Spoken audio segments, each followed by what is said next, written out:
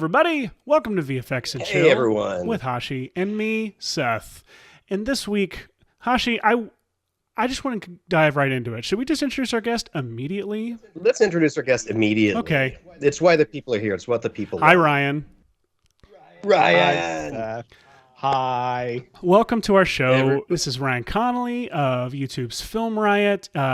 He owns and runs and is Triune Films. He loves you, loves me, loves Hashi, and we love him. I just love people. Just love people. Ryan, So how are you, sir?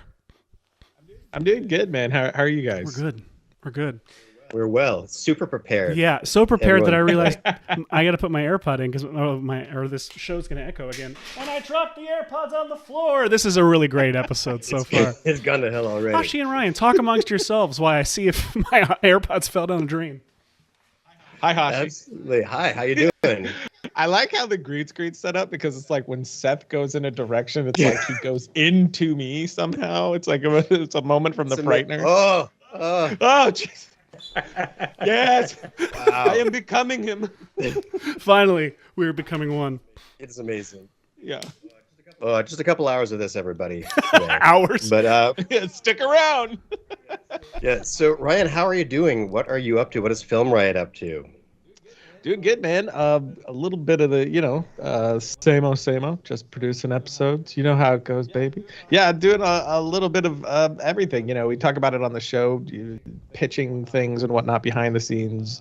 Doing different things with Film Riot, trying to get to more content, bringing on more people, growing stuff. We're doing a Shang-Chi episode right now, which was supposed to come up this week, but had moved to next week. I think I saw you guys did something about that, so we probably just shouldn't have attempted. We're just going to embarrass ourselves. Well, yeah. Well, okay, there you go. we did the 1.5 hour version of Yeah, whatever it we was. attempted. And that'll still be better. And that was an episode that I remember was the first time I was like, I'm going to open up the chat and have it running like while the show's going so I can see what people are saying. Big mistake, because the one comment I saw was, this looks like cousin VFX or nephew. What is it? Cousin VFX or nephew VFX? Nephew. It's Yeah. nephew VFX. Nephew VFX. Oh, and it What is that? ruined me. Nephew VFX, or it's like, did Corridor coin that? It describes the idea of, I have a nephew who does that, and then you get to see their videos, and it's not to throw shade on any new beginners, Nephews. Any nephews? but there's don't have an uncle is saying. Nothing Yeah. against nephews. But I saw that comment, Yeah, and you notice that nieces don't get singled out because their work is outstanding. Yeah. I just remember seeing it and being like, okay, this isn't looking very good, but once I get it through Super Comp, it's going to look great. And then I saw that comment and went, no, it's not. It's just going to look like this. He just spiraled. I did. Ryan, he just You watch me. You watch me in the episode. Just a slow dip. It's just like, let's just stop doing VFX. Let's get Seth's therapist on the line. Let's go in a different direction. Well, now, Ryan, you're just referencing our texts, our weekly text messages between the two of us. Oh, hey, Ryan. Matthew Pencala wants you to plug Triune Digital. Well, I think we just did. TriuneDigital.com. I got some things Triune in that Digital. store. Go buy everything with my name on Assets it. and stuff. Right. Only buy things that Seth was involved in. Yes. If it says Whirly on the end. Oh, your brother has some stuff, so that would be more than That's just true. Buy you. my brother's stuff too. Hey, listen, Ryan, we asked you to come to the show with a recommendation for a VFX shot that we should talk about, explore, recreate. Yeah. And you were like, sure, how about one of the greatest VFX shots of all time, according to us and all of our friends? I'm sure it's acknowledged by some prestigious venue in some way. But yes, talk about it. Which one are you? What are we doing today? Yeah, it's that shot from Contact after the situation with her father happens, and she's running to get his medication, and she's running through the hallway, and the shot morphs into something entirely unexpected. What you're playing here, so I'll just let it happen. But it's just such a beautiful shot, and so many for so many different reasons. Like, one, it's just when I saw it, it didn't register at first the first time I saw it, and then all of a sudden I was like, wait, hold on a second. Yeah. You know what I mean? Because it's so. I mean, for me, my favorite visual effects shots are shots like this, where it's incredible and what they pulled off was awesome, but it was also invisible in a way, but not quite, and so stitched into the fabric of the story elements at that moment. So story driven. Very specifically done to mirror her emotion, the disorientation of what's happening, and then how they ended on the picture in the end. So it's this amazing visual effects shot, but not this amazing visual effects shot just to be one. It was there specifically to service the story, and so it's those two things together that. And I know it's like one of, if not your favorite visual effects shot as well, but it's just one whenever anyone says what's the best visual effect, like my first thought is this shot. And I think it's for those reasons, that it's not just, hey, this cool thing that they pulled off. Yeah. It's this really cool thing, but that was important to the moment. And it's one of my favorite shots, VFX shots too, because of how simple it is and how like it is like probably the most simple approach to this shot, with the most massive results. Yeah. Like it's this ratio of like it's essentially two shots, technically three if you count the end of the shot, but like the main impact. Well, actually, I do want to count the third shot because that's what ties the whole thing so brilliantly together, storytelling wise. So, to walk through it real quick. Let's start to reloop. So it's a Steadicam shot with the Steadicam operator running backwards upstairs. No problem. No problem at all. Well, he might be running forward with just aiming backward and keeping her in frame brilliantly. So she comes around and then we ramp. And this is in-camera ramp. This isn't in post. It's a real, true ramp. And so she runs through, and right there we have, it's two shots. We have one where she's reaching toward the Steadicam operator, and then the Steadicam operator pans right. So she's like reaching toward camera pans right, and then we have a B plate, which is the mirror in the frame with just a blue screen on the mirror, no actual glass there. And they're just composited on top of each other. There was some reconstruction of her hand to make it fully match, like line up with their hand in the foreground, but they nail it. It's really fun to go through frame by frame because they do some slight. I don't know which they use as the primary source, but I would imagine the one in the reflection is their primary. You can see that there are some moments where the both hands are stepped to move up and down. If you're stepping through it, it's so closely coordinated. It's remarkable. And then to tie it all together, what's so good, you're focusing on the medicine, which is like has been such a big story thing set up for the dad. And then as the thing closes, a picture of them in the reflection as it closes, it's just so brilliant. It's so good. Reflecting something that wasn't there when he opened the door. Exactly.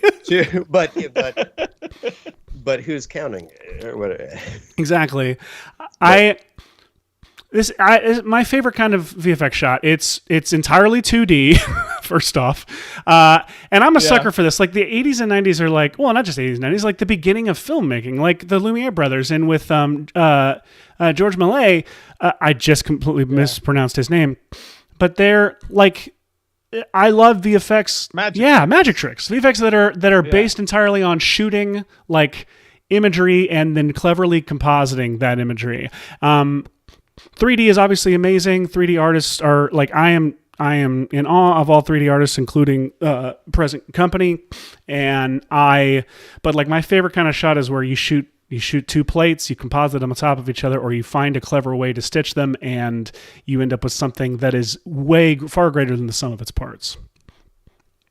Yeah, definitely. And I just love the moment where she that's coming up where all of a sudden you realize you're not in that normal shot anymore, that you're in this impossible thing when you get the handle. Like the handle peeks in and it starts. Well, it looks like a doorknob. I'm sorry, what's happening? The texture of it. It feels like another door frame that you're going through. So for a second, it does. Yeah. And then the hand peeks in and it's really like, so good. Sorry, what? I But it's looped it so for my great son in- this morning, who's 10, and so I said, "We're covering this today, and I'd like you to watch this shot." And so he watched it through and was like, and couldn't figure out the effect. And then He's on the like, second no big loop, he deal. was Here's like, exactly how you do it. "Oh, yeah, you couldn't do that." Yeah, Which it's is amazing. exciting. But I love how it mirrors her sort of emotional state. It's like, we're disoriented with her in that moment. So it's just, all those things combined. It's just, And it's such a brilliant just slightly showy. Like it's just above it's just above invisible. Like it's just showy enough. That's like the patented Robert Zemeckis VFX shot, which is it completely entirely serves story, but it's just above reality and a little bit braggy and show offy, like all of what lies beneath. all of it. I love it. That's amazing. So that's it. That's the show. So- We have to do this now. Absolutely. So how do we approach this then, Seth? Well, like I said, and I pulled this, by the way, big shout out to Ian Fales, and who now runs and publishes amazing VFX articles at Before Afters. And he also, prior to that, had a blog that was called VFX Blog.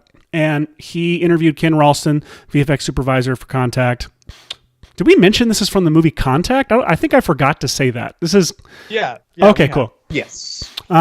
Which is also just a great Yeah, movie. it is. It's Zemeckis, like, still on the waves of Forrest Gump. So he's still got his, it's still got his Forrest Gump voice going combined with Carl Sagan. It's great. I just want to make sure everyone knows Ian Fales' rules, and he did this amazing article, like write up back in 2017 or 18, where he interviewed Ken Ralston. He got I'd never seen actual imagery of plates of the original plates before, and he got these from ImageWorks, and you can see. Let me actually go. I'll make it full screen, but you can see the.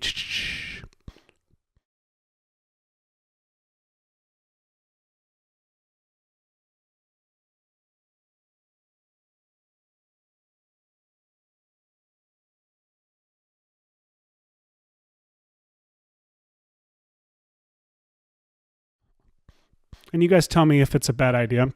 So the original approach is very much my bread and butter of the simplest solution, as little work as possible, entirely 2 dimensions. So I figured I might try to recreate it the original way. And Hashi, whose bread and butter is being much more skilled at everything than me, I thought it'd be fun if you're up for it to try and tackle it the way that maybe it would be tackled now. I will try to think about that. Yeah, it's funny because the simplicity of the shot is it's so clever and tight that I look at it and think, like, how would we mess it up with our complicated technology these days? But don't you think now they would do a 3D mirror and, like, on a 3D wall or something with they would rebuild her hand? It's quite possible they could. The entire She's second in a half of the mocap shot suit. would be done. Everyone's in a mocap suits. She's in a Yeah. The mirror is in a mocap suit. Oh my gosh, I love it. So I think that I will experiment with that for a little bit, and should I fail, I do have a backup, which is just mirrors in general are fun, and obviously reflections are tricky, but sometimes they can be used for a fun storytelling purpose. And a couple times before, I have done reflection-y related work where I needed to add or remove a reflection from something, specifically, camera or crew kinds of things. And so I can walk through the 3D tracked and 2D process of how you could do something like that. Nice. Oh yeah, you've done some. Always such a pain. Yeah, you've done some stuff like that on Action Movie Kid, right? With James. Yeah, I have one clip I can show when we get to that. Real quick, I'll show. I did a test yesterday with no people in it. I just shot 2 moving plates upstairs in my playroom. And then I just to give you an example of like how it's structured, I tracked some text in so you'd see there's shot A and there's shot B in my girl's bathroom. I did it with simple masking. I didn't do a blue screen. And what's funny is that room that we pass right after the titles to the right there, that's actually the bathroom. So like I'm going into my daughter's room there, but then coming out of the mirror in the bathroom that's right in there. Oh, that's great. And it's so funny. It works. It works, right? It does. Like so. Yeah. So I last night had my son film me. So I'm going to be on the right. Hashi's on the left. We're going to try and keep our After Effects up on screen together again this week. But I shot a couple. My son Elliot shot, who is absolutely a director already in his own right, freakishly talented. Did this, solo Steadicam shot with no actual Steadicam on his phone, with me giving an incredible performance, running up some stairs. You've got to get to that medicine. I got to get that medicine. I got to get it. Your dad needs it. Go. And he did the pan with the reach out. Yeah. So nailed the pan. Yeah. Wow. And that's a good. I should point out, I pulled up the clip to show Elliot, and I was like, "So this is what we're gonna do. You've never seen this movie yet, but." I like that your daughter's peeking out of the room too. Like, what are you? Oh yeah, 100%. That's a normal thing in my family. What weird thing is Dad doing today? Yeah. And so I showed Elliot the scene, and he goes, "Oh, I've seen this on Corridor," and then was like, "Here, give me the camera." Yeah. I was like, "Okay, so you already know how to do it." I got Yeah, this. you've already probably done it yourself. And then I have this B plate, where I put green screen up on that same mirror. And I pull back, and I'm operating and acting at the same time, and I pull the VFX and chill mug out because I keep my mugs in the upstairs bathroom. That's where you are in the morning. Yeah. That's where it's handy. Where do you get your coffee? So yeah, I've got these two plates. I'm going to try and stitch them together. I do realize that I did something very stupid. I shot the A plate at 60 frames per second to be able to slow it down. But I shot the B plate at 24. Ooh, we might need some interpolation here. Or you let the B plate just rule the timing, right? I could try that. I also went ahead and spit out. I just pretended like I just noticed that, but I noticed it earlier when I was prepping. So I went ahead and tried to spit out an interpolated version that looks bad, but maybe... Yeah. I don't know. David Fairchild suggests that to build on last week's episode, we have Tom Holland run to the mirror and it turns into Tobey Maguire. But the rest of the chat, is concerned with how laggy the stream has become. Oh no, laggy. Okay. Let's see. Let's see, how laggy is this? Are we still? Oh, where'd Ryan go? Oh no. I was in an abyss. Are we laggy? It was a horrible place. The chat says the lagginess seems to have gone away. Well then, how about I go back to After Effects and keep working? I think I may be lagging because even on my screen here, I'm behind for me. Oh man. Well. Well, we should figure it out. Seth, how are you going to get started on this show? What's your first step? Well, I'm going to... Hold on, I'm clearing my memory, and then I'm switching over to After Effects. I'm just watching the status, the progress almost finish. So... Clever idea. What are you going to be doing, Hashi, actually, before I talk about what I'm going to be doing? I'm still unsure what I'm going to be doing, and would love for the... I'm loving some ideas of doing something ridiculous for the fans, even if it ends up very horrible. But so the Tom Holland into Tobey Maguire is pretty fantastic. So chime in now. Using Andrew Garfield's hands. Oh my God, so overly complex. He does have the most recognizable hands in Hollywood. They're beautiful, beautiful hands.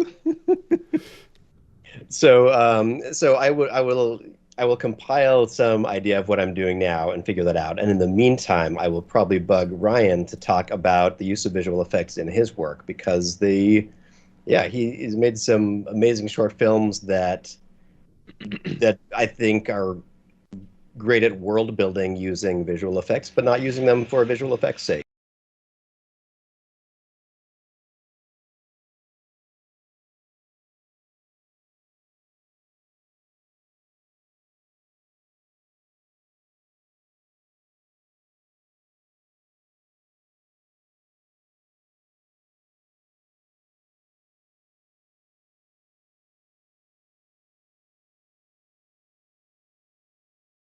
in front of it instead. Oh my gosh. And then it was just gone. So that was great. But there was like a Ghost House. We had this shot where, we dolly from one side of the character to the other. The idea being like his switch in that moment, like he's possessed on when we're on one side, we're him, and we're on the other side, he's the possessed version of him now. And this creature shows up behind him. And Andrew was helping on that one, and I sent him Andrew Kramer, and I sent him. That was the best name drop. That's the right way to name drop, by the way. You say the first name, and then you start to talk again, but then you just subtly, in parentheses, say the last name. Well, it's like I realized I said Andrew, and people might be like, Andrew who? So there you go, Andrew. But I sent it to him, and he was just like, "Why do you hate me?" Because it was just like most of the shot was the camera, the operator, the Dana dolly. Like it was insane. Like it was most of it had to be reconstructed, and because of the nature of the shot, we couldn't really do there was no clean plate to be had. So instead, we just got a lot of images of that wall behind, and he had to reconstruct the entire back wall, and it's a very darkly lit shot. So. But he nailed it, and it ended up great. The other one that was really difficult was for Ballistic. There's this shot where we, move all the way into the character, and we come around her, and she's leaning up against this car that's quite reflective, and it has a lot of dents and dings, and a lot of refraction happening within. The reflection is morphing over this thing. So that took a lot of time, iteration after iteration, trying to almost there. You get that ghosting happening where you clearly see something's kind of moving in there. That one was a pain, but that, I didn't want to, I usually grab safeties. We had a safety for that one where we could just cut in. But for me, that moment was really important, pacing wise, a moment to be drawn into her. So it wasn't like, oh, cool, we took out the camera, kind of like you were saying. It was an important moment for me, given where we were at the story, to have that moment where we're drawn into her, we feel pulled away from her, and then we're right inside of, her thoughts. Yeah, this is the one.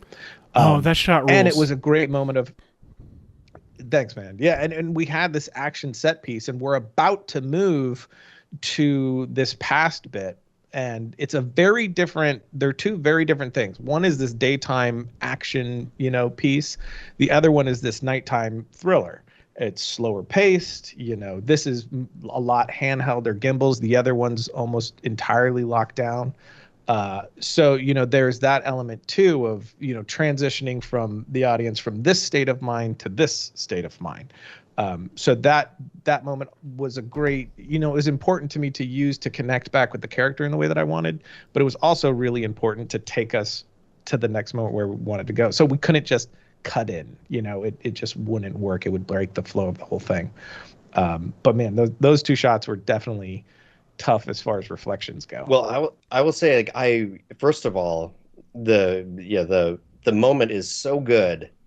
And watching this as a VFX artist, knowing that this was chock full of them, this moment I was with her. I didn't know idea at all. In fact, how tricky this would have been to film. I hadn't thought of it. I didn't even know until right now. You talking about it, I genuinely, Really? No, I didn't. I think you may have told me about this before, but I don't listen when you talk. I only listen when I talk, and. Well, yeah. It was I hadn't even thought about it, but of course. That's how love works. I also good on you for getting it erased, because oh my God, I'm just the kind of director who's like, no one cares. Look at Jurassic Park. There's reflections everywhere. And it's amazing. That's that Kramer was able to paint that out, because that shot is just so good, and it never takes me out whatsoever. Thanks, man. Yeah, this one was Andy DeVries over at I love Andy. Bruton Strobe. Yeah, and I was like, you magician, which he had done quite a few shots for us on this that were real tough. But this one was just man, it was giving us hell. And he spent a decent amount of time reconstructing that and making it work. Andrew and team did other stuff. They rebuilt the window behind the little girl where you see the plane and the explosion. And that was real tough. We went through a few iterations of that, and we're just having a hard time getting. And Andrew was just like, "Send it over, we'll fix it." And I'm like, "Thanks, Papa." and they did, and they made it work. Because that was such a moment, like, it looked like a visual effect behind her for such a long time. And, I don't think it's 100%, but it's solid. It doesn't take you out of the scene. But previous to that, fully taking you out of the scene, because it was just green screen behind her before, outside of the window, because we had to have the plane, and then the explosion happens, and then the glass breaks. So the only real was by, putting that green out there, and man, it looked like an effect for so long. I hate that until Andrew and his team. Incredible. Yeah, and I was panicking because it's such an important scene within the film, and then the cast did such a wonderful job performing that scene to build the tension. So I was, like when your cast really went for it and they gave you something great, and then it's the technical side isn't, working out, and it's pulling away from the work they did. You're like, oh God, so it's like, Ryan, I've never felt that before. I've never experienced that in my life or career or work. No, that is 100% my life, man. I hate, yeah. I hate ruining other people's great work with my own. Yeah. It's yeah. And that's kind of like the life of a director, right? You're just constantly panicked that you're not going to live up to the great work everyone else did, that you're just terrified that, you're not going to be able to take this thing to the level that everybody's proud of what they put into it. So on that shot, from what happened, what brought it home? Because it looks great in the final. Andrew and his team, man, they took it over, and it was basically like just give it to Papa. I'll fix it. Don't worry. And you have no idea what he took did. Me in his sweet loving he just arms, said and he made it work. He just said, "You don't want to know how I'm going to do this," and then brought it back to you covered in blood. I had to call in all kinds of favors. Yeah, it's kind of like that scene from The Town. You can never ask me. Yeah, that's right. But we're gonna hurt some people. It's like, okay, sure. Whose car are we taking? So him and his team took it. Taylor and Dustin over there, and they just made the key was real tough because of how it all went down. And they were able to just work their magic and make it work. And then just getting the right amount of dirt and grime and imperfections on that now digital glass. It's always shocking to me, the things that end up giving you the most difficulty when they seem like they're going to be the most simplistic things, but you can't quite get them right because they're the subtleties of the imperfections of life. And that's the final, 20% that makes something real. And so they spent a lot of time dialing that in and getting to where it just really felt right. And then, pulling off a digital explosion in that way, and, to make it feel like it's distant, and then a shockwave's coming that breaks the glass. There's a lot of things that are never, I just don't like saying things in my films. I let them happen and let the audience construct that in their own head. So it's like, how do you pull off that moment to where in the instance, hopefully the audience member isn't like, wait, what just happened? And why did the glass break? But they totally get everything that just happened because they saw the plane go overhead. They saw the explosion. They saw, so it was, they're a part of that storytelling too, because how they work that explosion in, how they work the shockwave, how exactly the glass breaks, all is a factor in telling the story of the moment. So it was just a lot of moving parts to make that one tiny thing work. So amazing. Meanwhile, when we're shooting, I'm just like, we'll put the green up and it'll be fine. Oh yeah. I am the worst. I've told people constantly, my job as a director is just to always like deflate people's like attempt to do great work. Like I'm constantly just like, no, we got to shoot it. Just stop lighting the scene, Chris. It looks good enough. It's good enough. It's great. And I would be the worst VFX supervisor because I'm always being my own VFX supervisor, like while directing, and like right. Chris Adams, my director of photography on a lot of projects, will always turn, or any DP I work with, like Elizabeth Olmstead, Chris Adams, they'll turn to me and be like, they'll be like, are you sure do you want tracking markers on the wall? And I'll be like, nah, it's fine. I'm like, no, it's fine.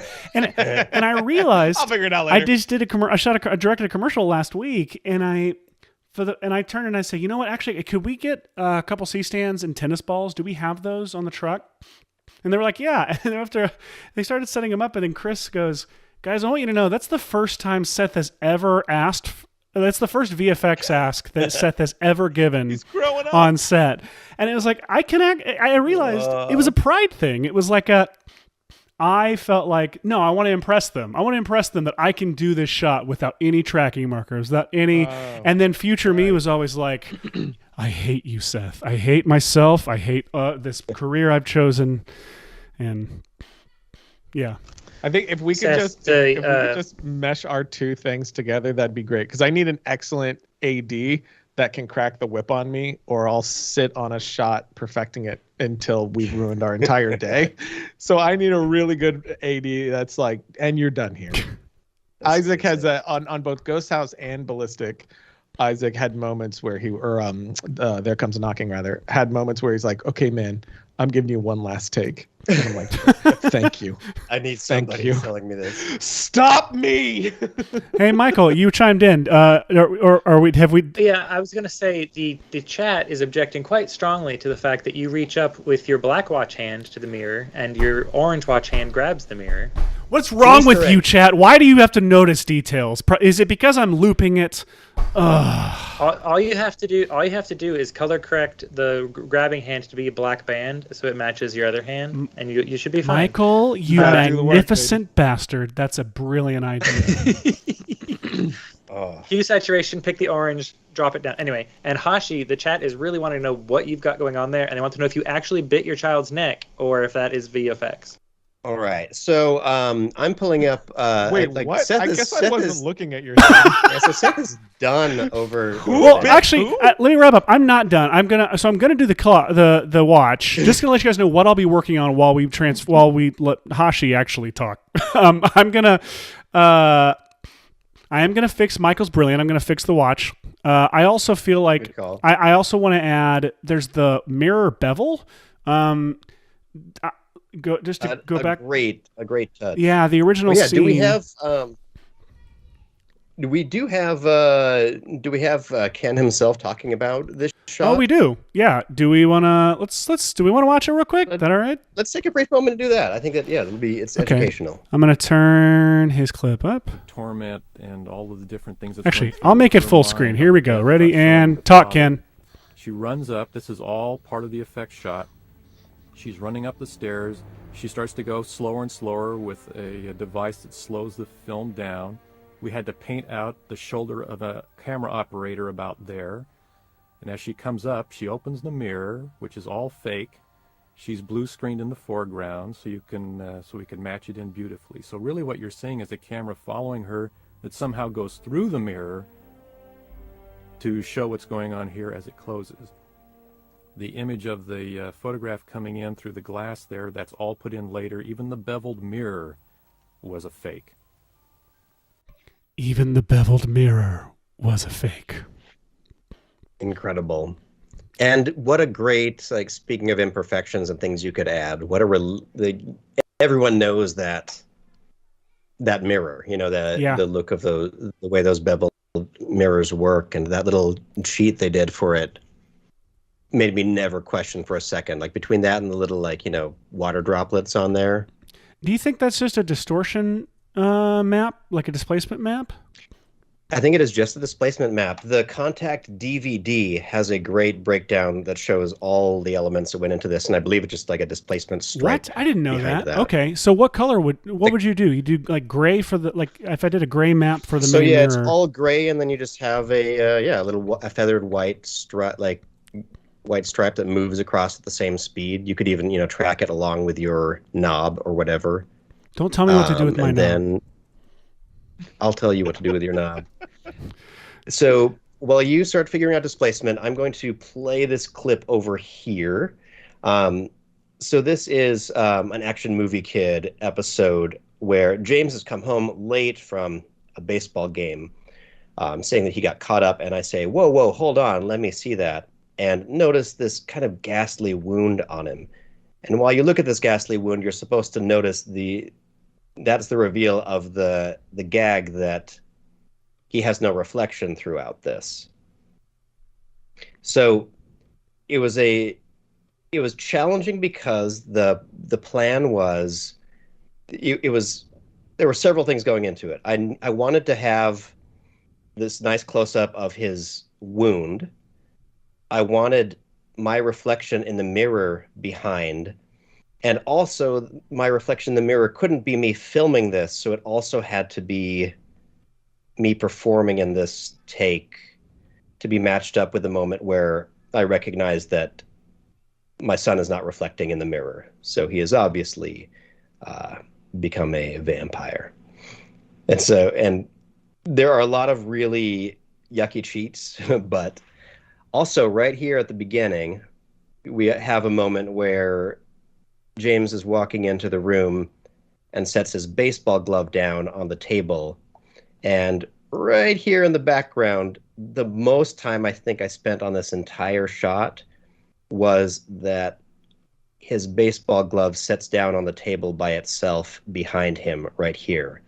And the only reason I put so much time into it was because YouTube commenters be crazy and notice everything, which meant that I needed to have a reflection of me behind his arm setting down this glove and the reflection of the glove matching up with him walking away, just as a subtle early clue that things are going wrong. So I'm going to talk a little bit about this type of process. It's different, I think, enough than what you're doing, Seth, where I'll just try to break this down a little bit. I'm going to see if I can find my original plates. This amount of work you've done, Hashi. It's a stupid amount of work. Let me see. Speaking of a stupid amount of work, I would be remiss if we didn't talk about your achievements on social media this week at some point. We can come back to it if we want. Okay. Yes. Oh, yeah. For those who don't know, AppleTV retweeted Hashi this week. Did you see that, Connolly? I saw that. It's ridiculous. Yeah. Oh, my gosh. Yes. Should I take? I'll take a detour in a second. What is? I'm searching for the original plates that led into this. I'm trying to find them. My thumbnails are too big. I remember you posting this too. All right, which is all right. So it's this one. Somebody says content aware Phil. This was pre-content aware Phil, wasn't it? This is pre-content aware Phil. Yeah. So what I did was effectively the contact thing where I filmed it with a green screen there. So I have no context for the reflection at all. So there's James' performance and there's this empty mirror the rest of the time. And so because of how much the camera moves, I knew I needed to reconstruct a lot of what would be reflecting back here. I tried to leave this top bit of the mirror exposed, knowing that if I ran a camera track on all of this, if it grabbed some of these details parallaxing right here, I'd be able to have a locator for way back there. So I believe what I did was effectively, I'm going to do a similar version with just a new little piece of footage so you can all see it from scratch. So earlier today, I shot this little plate with the same mirror. So here's me walking by, and obviously, I'm obviously reflecting in this mirror. So to go ahead and remove this, I'm using a different technique because I don't have anything in frame that I need to block out. So I just have the mirror as is, which would be an easy way to do this type of shot, I hope. So I'm going to take my footage and I'm going to run the camera tracker in the background there, which is wonderful. Seth, what are you working on while my camera? I just decided I was spending too much time on the watch. I'm going to end up rotoing it and recoloring it. I was trying to use Colorista to like pin down some of the colors, but because I shot it with an iPhone and the colors are all blurring together, I was getting somewhere. It was actually looking pretty good. It wasn't looking too bad. I'm having trouble with the face of it. Like, I just realized I'm spending more time on this watch than I want to. We don't need to worry about the face because the reflection only shows the band. Your hand covers up the rest of it, I think. Michael, you're not allowed to talk for the next 30 minutes. Just kidding. We need you. VFX Please talk. timeout. I'm gonna instead focus on that bevel, and then I'm gonna focus on putting texture on this mirror and try to clean up the edges because the edges look like the cloth. That's delightful. Hashi, on your shot, I'm kind of curious. Did you do like a reference pass of the mirror, like go through the same shot without the green screen on the mirror just to get a reference of the room? Somewhat. I kind of knew about how far away it looked. I'm sure I must have filmed something without the green there, but I have a feeling that, knowing me, I probably greened the mirror first and was like, I'm a genius, this would be great. And then realized, much later that I needed something like that. Feeling. So what I think Crazy. for that original shot, it's probably one of these.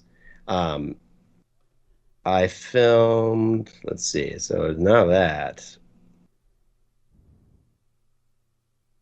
So I filmed, I think, my performance in the static plate right here, coming in and looking and reacting. And luckily, the original shot has so much, the mirror is so much in the background that from this point here, you don't notice a lot of parallax relative to me and the background. So I can use a still plate for that. What got complicated was that when I stand up here, the camera pans down and I don't know what's going on here. This is really weird. Oh, I got a weird pirate leg. That's what my legs look like. That's why I never show them on camera.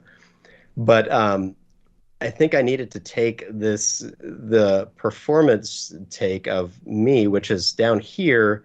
And I think when I stand up, there's a little bit of my shorts, but not much, and definitely not enough of the ground that end up getting shown in the original downward and reflected once I got to this point.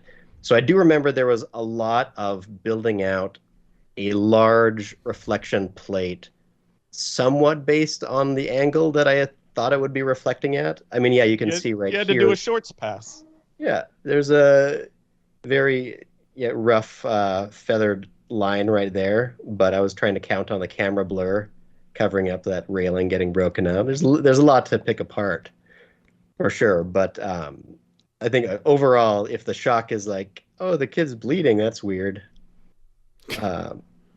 then hopefully you forgive a lot. But this part is pretty unforgivable because that's noticeable in motion. No, nobody cares or notices. It's just Treasure Planet now. It's fine. Yes. I think our Treasure Planet call out, by the way, earlier was off mic. I know. Let's not even explain. But that was a callback. It doesn't. Treasure Planet needs. Anytime I say anytime I refer to to After Effects as AE, I immediately think of Titan AE. Does anybody else do that too? Yes, 100%. Absolutely. Oh, you guys are sweet to also reference Titan AE for me. We're just being nice to you so you don't feel weird. Thank God. All right, so let's do the super fast version of this. I camera tracked this. I grabbed 3 points from the frame of this, and so now I should have a nice little thing, right there on the mirror, which is nice. I'm going to run the normalized track script available at workbench.tv. I've renamed my wall layer wall, and when I press that, it's going to make it so any new 3D object I put in will be perfectly aligned with this mirror, which is really cool. I'm also going to watch my camera tracker and see, like, hey, did it grab something in the background, so I can kind of extract some parallax from that, because it's basically a virtual space, a mirror. It's a reflection is just effectively like having a deeper room. So I'm going to create another solid back here. And because I've already run my normalized track script, I can just press this plus button to add it to my very normalized scene. And now as I play through, I'll have a locator for the mirror and a locator for where that background detail of stuff is. So I have 2 pieces of information that can really help me figure out how to start erasing myself while preserving the foreground. So that's what I'm going to do, starting with this little oval mask. So the chat is excited. When I say the chat, I mean Stu, that you're adding the green screen in post. I know someone else who did that once, and Stu gave him a hard time about it. Aaron Rabinowitz did a great tutorial one time where he was actually inspired by Action Movie Kid, and he did a shot of his son being abducted by aliens. There's a Red Giant tutorial for it, like abducted into a spaceship, and he had added the green screen. For some reason, he had done that, and Stu was the one who was like, "There's something horrible and twisted about adding a green screen in post, but I understand why you did it." Oh, that is delightful. I didn't know he did it for that one. That's perfect. Now, Ryan, someone in the chat a while back, and we haven't had time to get to it, was wondering about the drone in Sentinel from Film Riot. Can you talk a little bit about how you made that? If you have a chance. Yeah. Be friends with Andrew Kramer. I knew it was coming.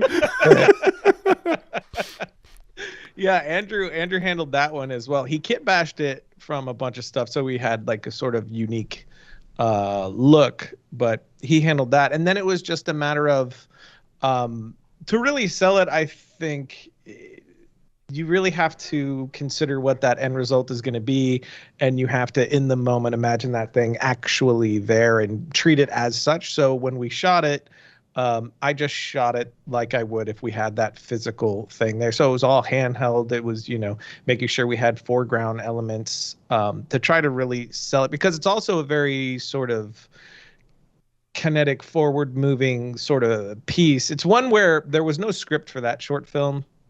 It was one where I just kind of wanted to test showing up with a bullet point of guy wakes up, drone, this happens. It'll probably end like this, but let's see when we get there. Hadn't really looked at the location before time. We just showed up and we did it in a day. So that was kind of a part of the whole thing, is building something that felt like it had a strong forward continuous momentum to where it was just really this action piece. And then my idea for just selling that drone was shooting it without, since I wasn't the one doing the visual effects, without caring, how that would have to happen later. I mean, knowing, what, okay, that's not going to work at all. This is going to make it so hard that it's actually going to look bad. So keeping away from those things, but shooting it in a way that made it maybe a little bit more difficult, but, in the end, it just glues it all together, so well, I think, with just how the thing is shot. Yeah, the animation on it is spectacular. Yeah. Airborne objects are remarkably hard to sell the weight and momentum of properly, because otherwise they're not moving. You really have to work with the plates. Yeah. And that's just all Andrew. Oh, it's so good. The animation on that, it feels weighty. I believe it's there. All those things. Yeah. He's yet another person that I just wish I could Space Jam their talents out of. Like I said to you guys on text the other day, I wish I could just Space Jam your talents. Just wring that out into. The chat is also asking, Mr. Connolly, since you seem to chat, is Andrew Kramer alive? Because he seems to have gone quite silent on Video Copilot. He always does. He's finishing about 20 million yeah. things that are all amazing. And pretty much whenever Andrew goes quiet, you're like, well, in a few months he's going to show up again with something that knocks everyone's socks off. It's like what Willy Wonka. What also happens with Kramer? His VFX factory. Yes, 100%. And you go visit Kramer, and it's like that. It's like the Willy Wonka's factory, where like you could die. You could end up like, He is consistently like demoed and shown each of us like some amazing product that is like about to be ready to go, and then he gets an amazing idea that honestly like takes it a whole step further, and then he spends another year turning it into that, and it's just like it's all very exciting.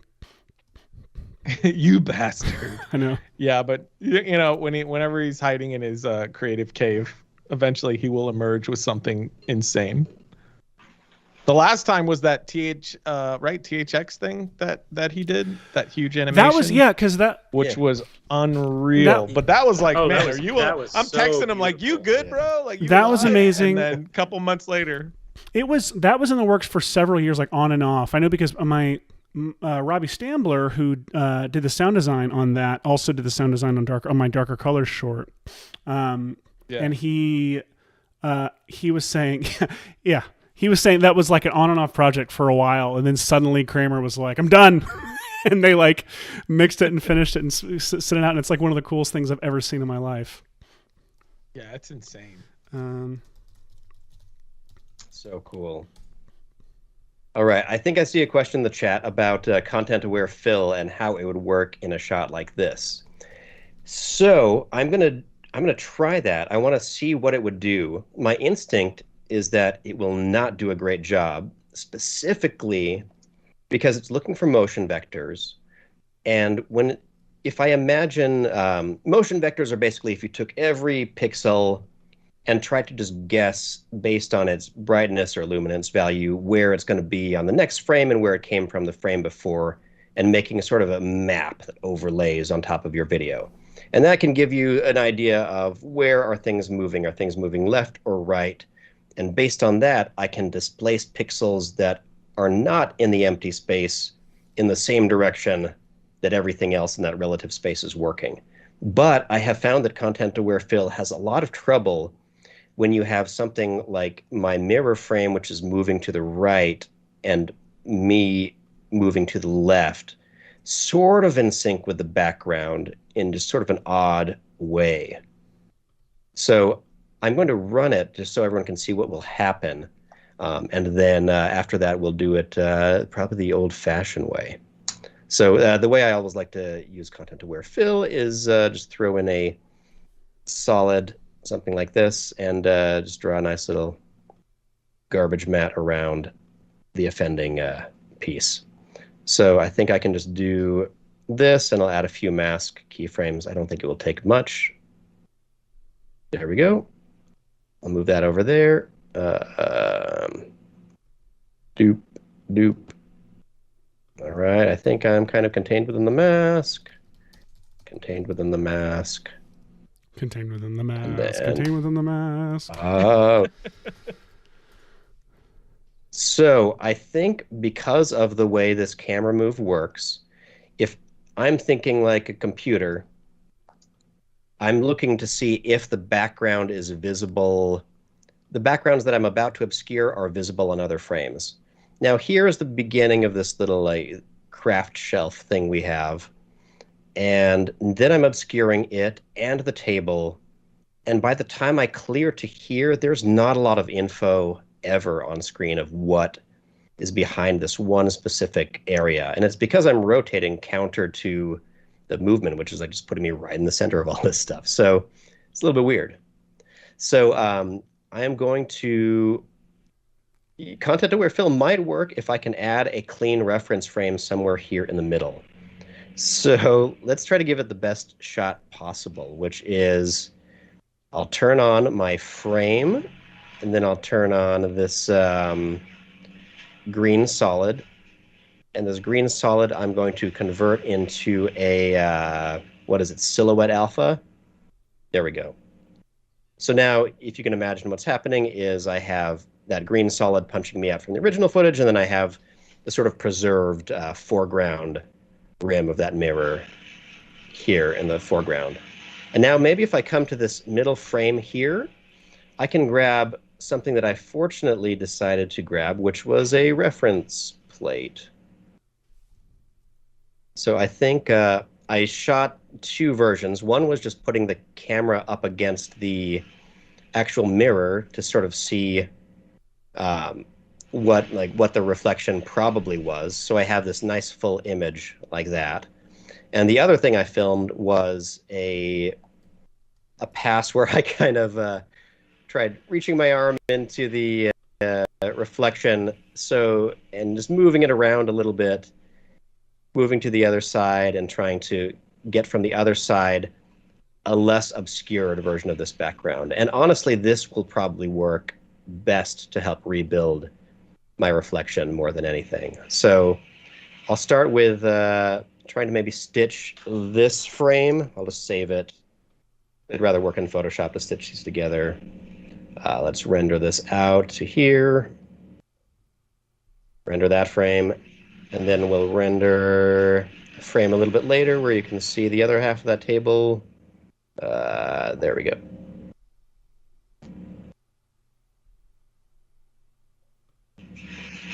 Cool.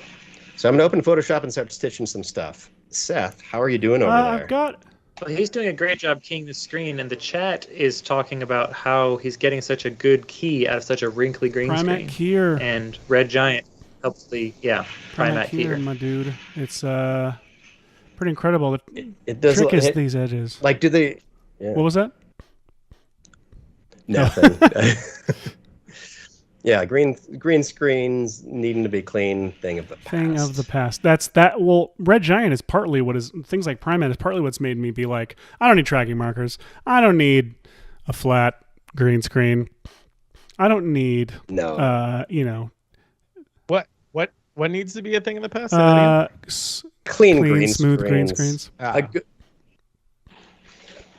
Probably not true, but I can do some more clean. I need to do some more cleanup on the composite. I also want to try and see if I can do some repositioning to make the hands stay lined up as they move. But the bevel, there's like so much like dirt going on with the key right now that I can't properly judge the bevel. But I'm curious. It feels like it needs to be more than what it is. Oh God. isn't that everyone, Yes. Seth? I feel like I need to be more than what I am. Let me clean up this key a little more.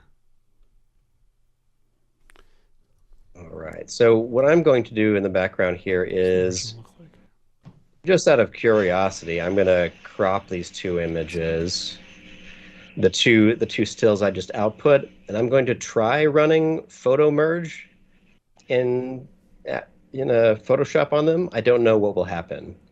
Let's see. Automate, right?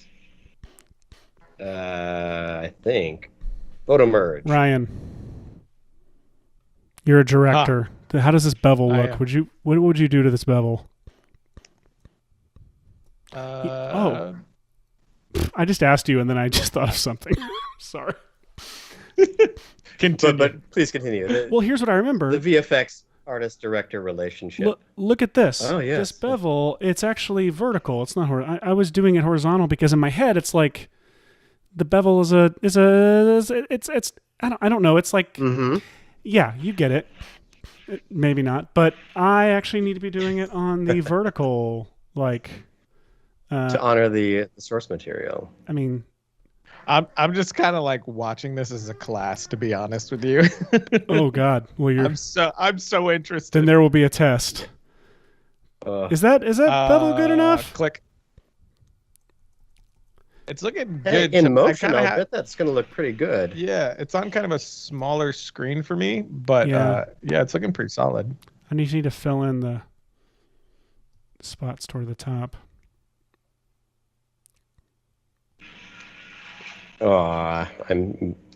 Photoshop couldn't automatically do it.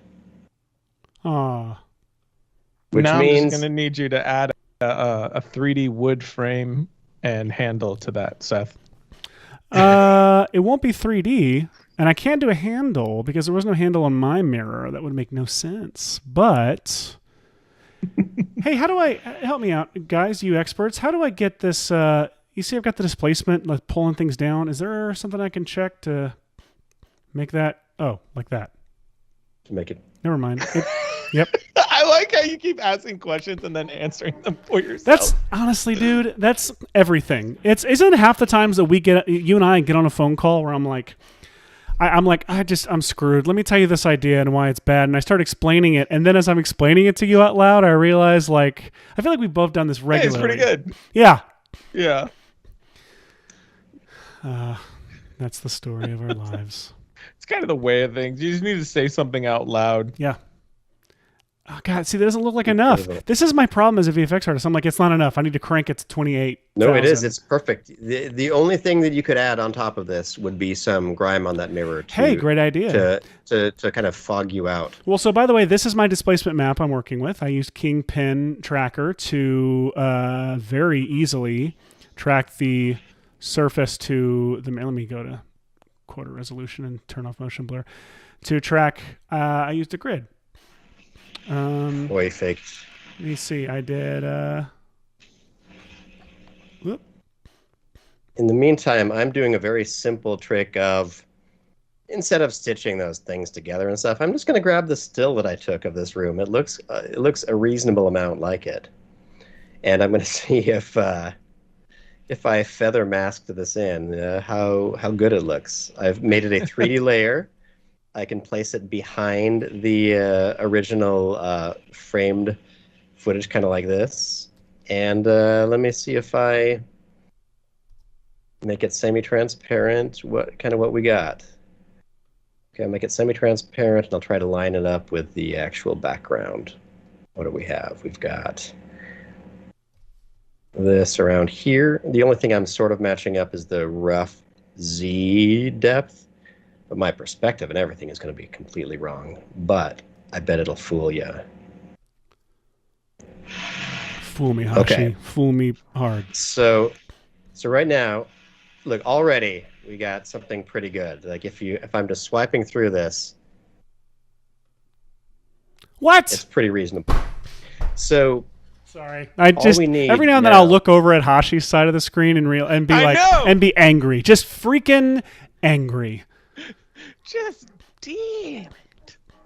So the reason I'm getting all this for free is because I had that one little blue 3D marker that I'd tracked back here, so I know the position of how deep this section of the image is. How deep? And now I am trying to just add a little bit of feather mask to this thing. I probably don't even need me to be cut out from here. I can just... I'll try to align my masking points with contours in the image. If you can ever do that, then there's already naturally a visual break wherever they're happening. Oops, I'm moving the wrong mask points. Hashi, JC Tecklenburg is wanting you Hey, to, JC. he JC. wants you to use difference mode. Wanting me to use what? He wants you to use the difference mode. The difference mode. I don't... Ooh.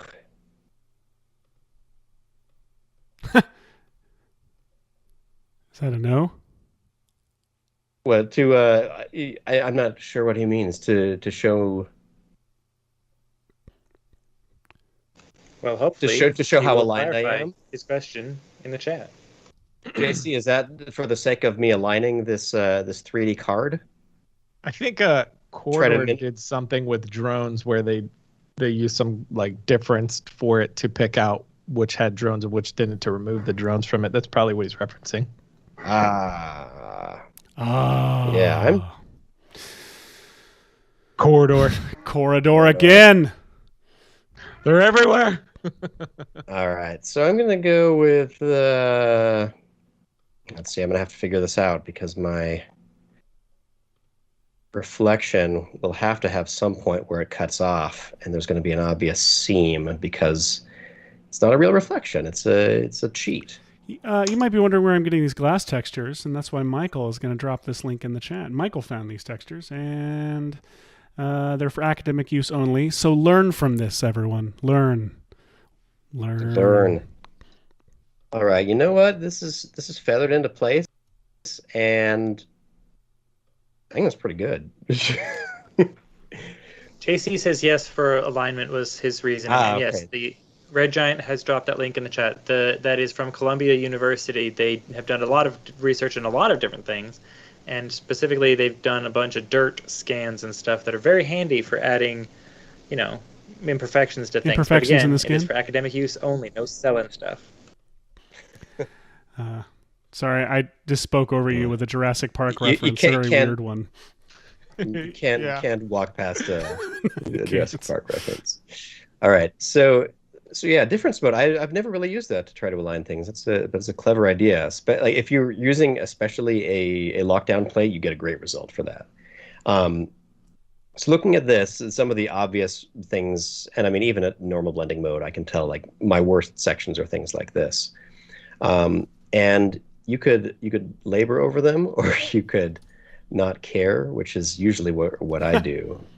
But the other thing you could do is just add a little mesh warp or something like that, liquefy or a mesh warp, and I'm just going to grab this point right here, bring it up so it aligns, and this point so it kind of aligns. Kind of aligns.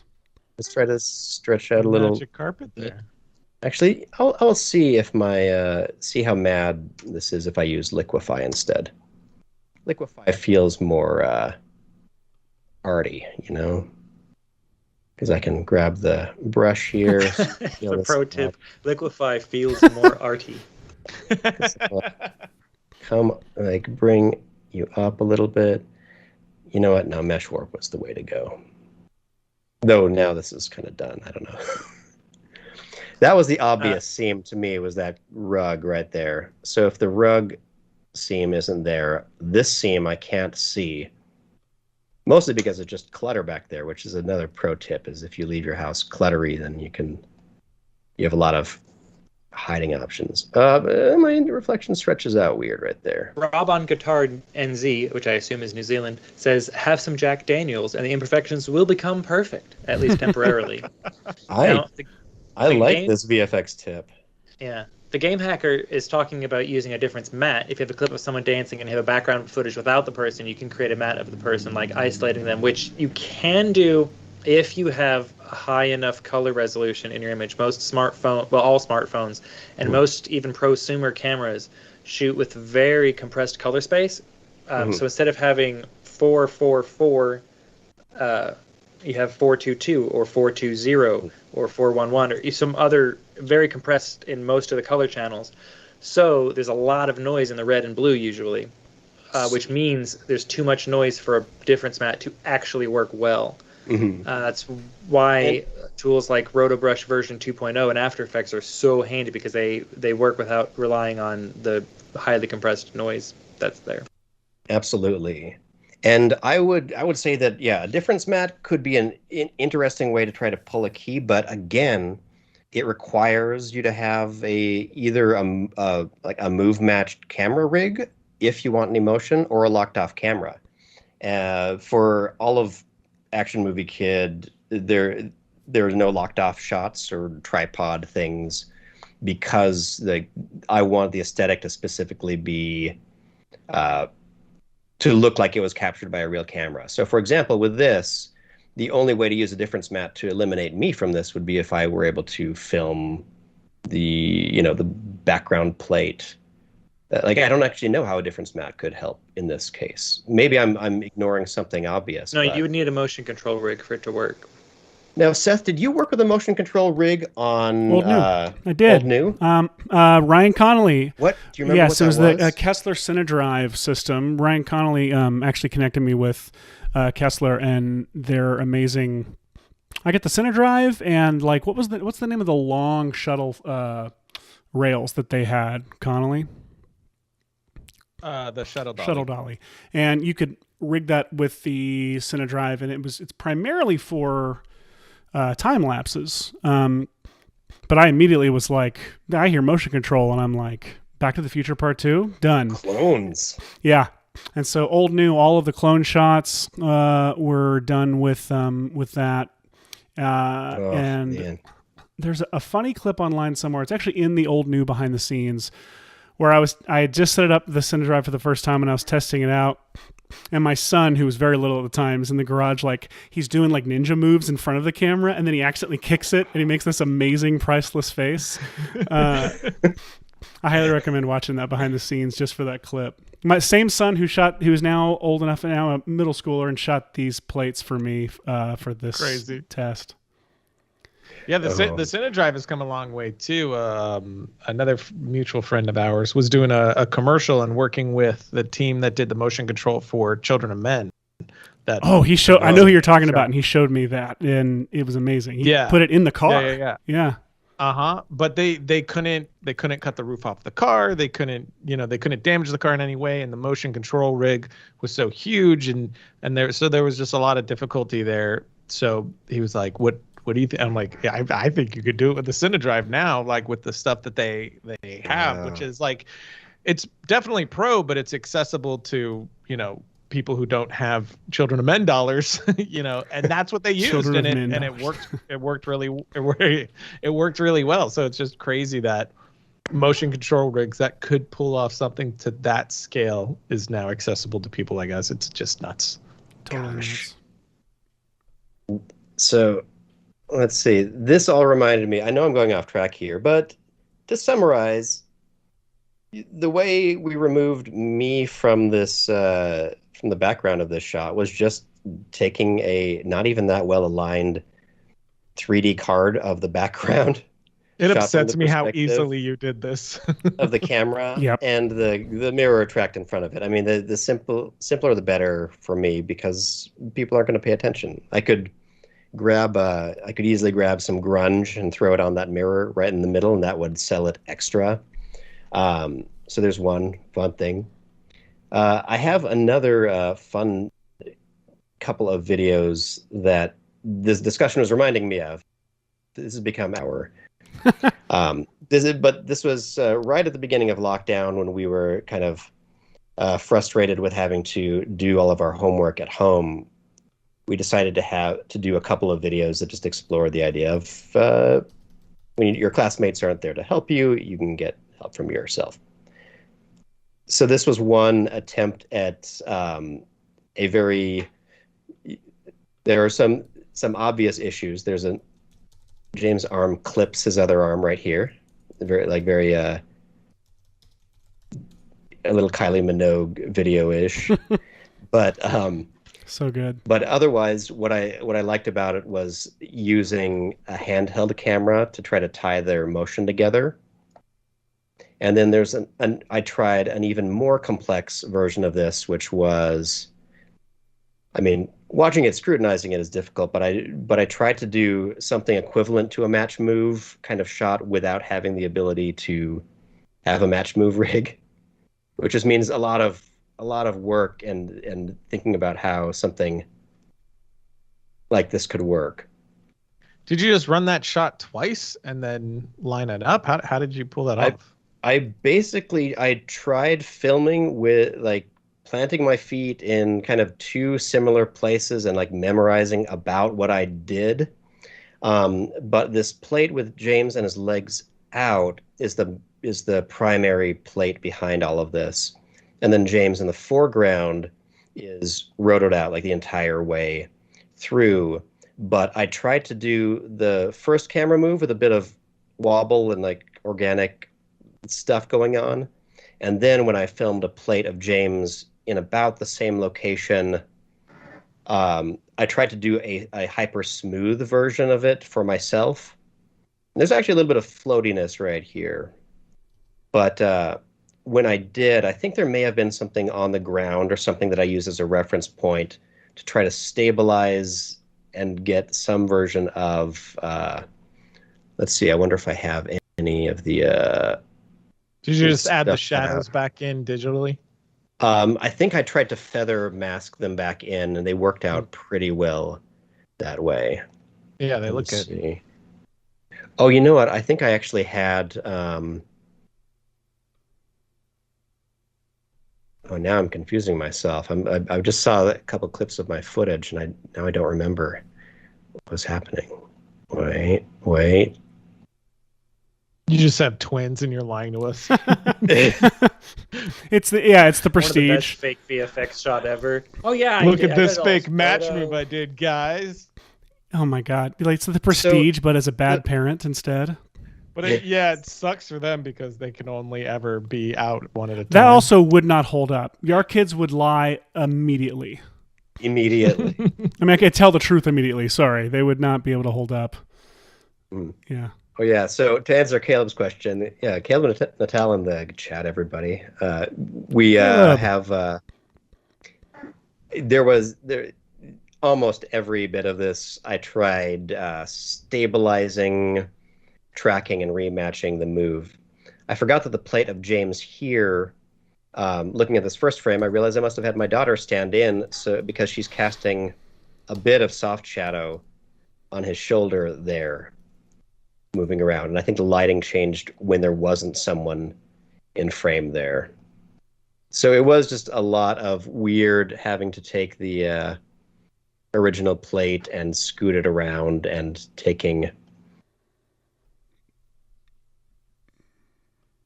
original plate. Footage. Oh yeah, I got him. Here we go. This is the Back to the Future detour, and it's all okay because we're all under the Zemeckis umbrella. Zemeckis umbrella. It's the name of my production company. The Zemeckis umbrella. If you wanted to really tie it in with a completely separate thing, it could be the Zemeckis Umbrella Corporation. That'd be a heck of a crossover episode. Oh my gosh, I love that. So, hey, which was the... So here's the plate of James doing this, and then once I had shot the other plate with him being with sort of the same move, this is what I had. So, oh, whoops, no, that's the actual render. Where's the... Perfect. Yeah. So this is how well this worked to begin with, to show people the stupid amount of. It's kind of a cool Hobbit effect right there. He's huge. Settles into place. So I think it was honestly just trying to take these two things and hoping that I could get, through a ton of keyframing. I think what I did was I probably parented this James to the original plate that he came from, so I also had other reference markers like the corner of this couch, I remember being a big one. That was in both pieces of footage, so I kept on lining up that corner with the other corner so his shoulder would stay at the same spot relative. I'm not setting keyframes, I'm messing this up. Anyway, weird detour there. And so what a fun detour. What a fun detour. It's the Zemeckis hour. Zemeckis hour, it's happening to you. Seth, what progress has happened over on your Zemeckis shot? Oh God. I've just been messing with it into oblivion. Too much, probably, to be totally honest. It's the best way to finish a shot is to overdo it a bunch and then start deleting keyframes. Go back 3 versions before you Yeah. added stuff and going, oh yeah, that worked better. So I'm trying to think through right now. Oh, I can already tell something weird that's going on that shouldn't be. Okay. I'm trying to think of how to clean up these edges with this key. And the problem is I just need to draw a mask, but I want to keep my hand. I'm just trying to think of just how to clean up these edges. These edges are way too clothy and rough. Here's where I'm at the moment. Oh, it's going to render at full resolution. Hang on. We'll just let it play while... Why don't I do quarter resolution? This is the most valuable Ryan Connolly's time has been I know. spent in. So something happened here with the scale. It's just a master class that I'm attending, and I enjoy it completely. All right. I see in the chat people are asking about Roy Kent, so maybe I'll pull up Roy Kent. That's what people are here for. Anyway, so that's where I'm at right now. What you guys pick it apart. Ryan, you're a director. Pick it apart. I think it looks pretty good, man. No, it doesn't. You're lying to me. This bothers me I think a ton. there's something going on with the overlay of like the grime on the window. How bad it looks?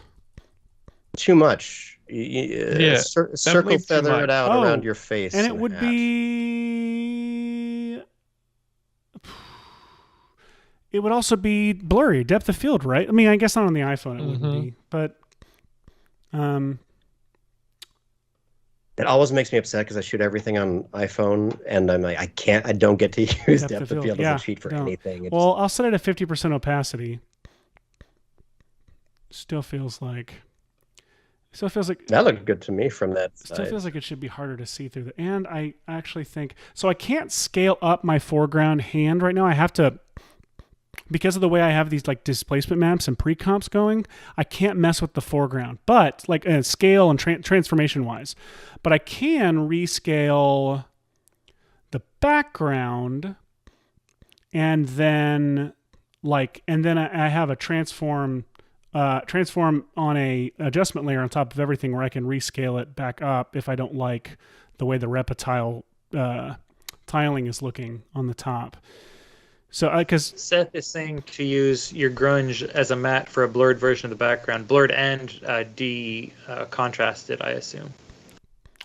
yes, that actually I was just about to try that.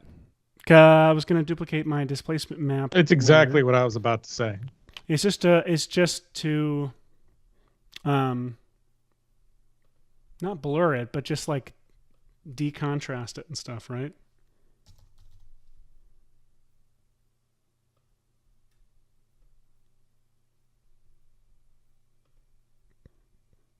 Did I lose you guys? Are we all dead? I died. No, live. I'm here. I was just answering the chat. The game hacker has advocated a number of times for you to use advanced spill suppressor, and I was pointing out that there is no color spill there. That's the problem. It's all gray. I assume you ticked on spill killer in Primat. It's the fact that it's too dark, and advanced spill killer won't really help with that as much as probably we would hope. Yeah, guys. Oh, I know what to do. Good God. I'm pretty sure this isn't linked to anything. I can just pre-comp this and use it as an adjustment layer. Boop.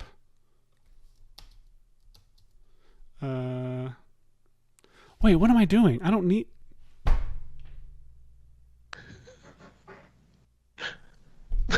What have you discovered?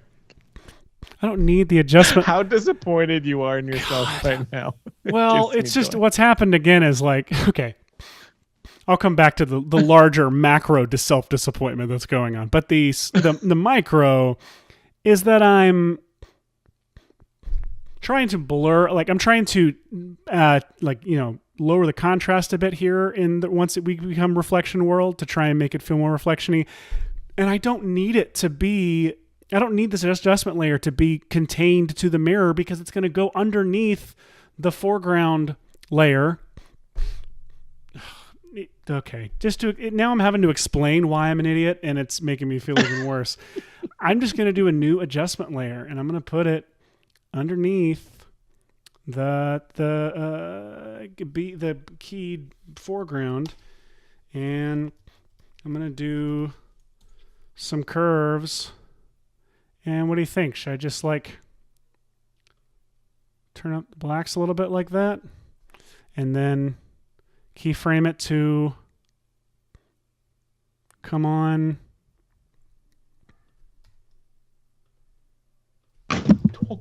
Oh no! My mic just fell off. I'm gonna have to do the rest of the thing holding it like that. Oh, really? Like a DJ? Yeah. My mic is just sleepy. You okay, buddy? What's going on, Mike? You know what? And now it's like legit falling off my desk. Oh my God.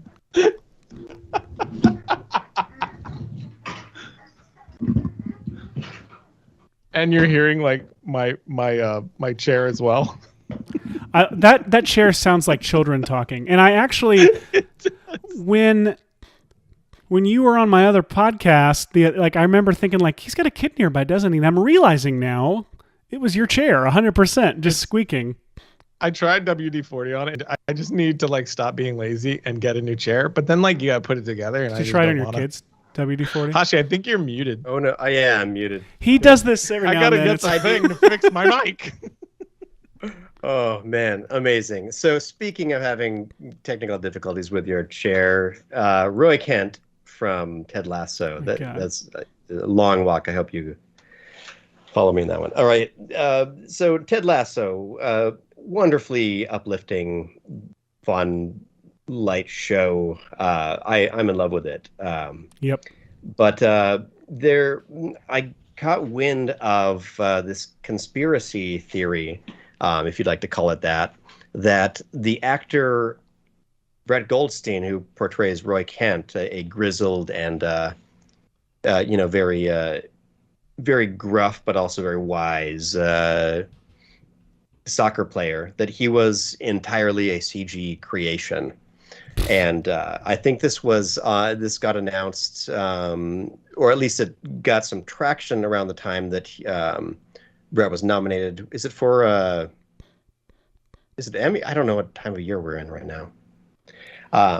You live in LA, so your seasons are known by award shows and not by actual. Like the billboards would let me know, but I haven't been outside of my house in 2 years, so so I decided, like, what better time than to add fuel to the fire by releasing this, which was a bit of an homage to the leaked Spider-Man trailer that came out, which is a very obviously labeled, watermarked copy of. It's also a great way to give yourself credit on something that's going to go viral. I love both functions of that. So I left my name as a giant watermark, just like in that poor the Spider-Man trailer situation, and some do not copy logo and a slightly cut off time code here, just to make it feel authentic. Even though I don't know why there would be time code and stuff on a VFX breakdown per se, but it kind of works. So to come up with this, I ended up coming up with multiple fake looks of Roy Kent, kind of taking him backwards to a CG version, and they're doing something outside, which I'm sure is exciting. So we don't care. Let me see if I can play through these. We got. We'll just assume it's Ryan's chair. Yes.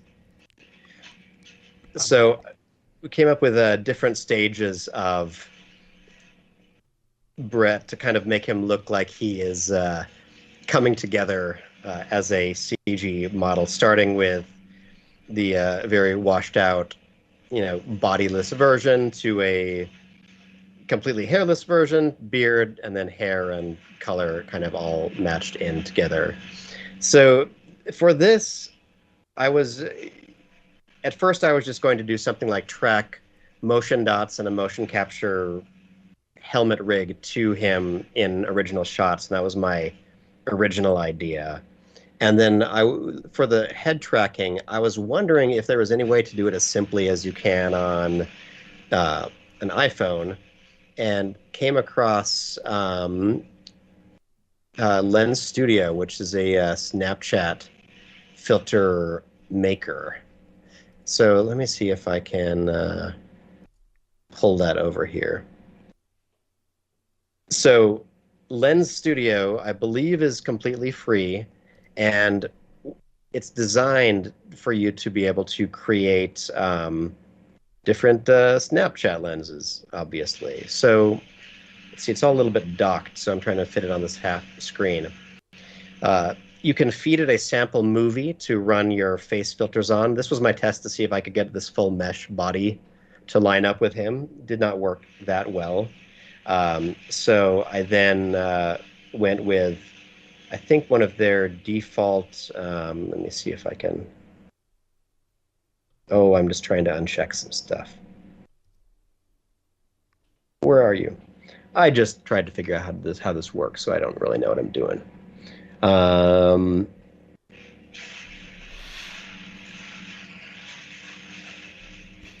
don't know why I can't do. My wife just texted me. She's watching the show somewhere. She said, "You're wearing 2 different watches." She just, for those just tuning in, I'm wearing 2 different watches. At the same time? Yeah, I am. So yes, God. not right now. He's got.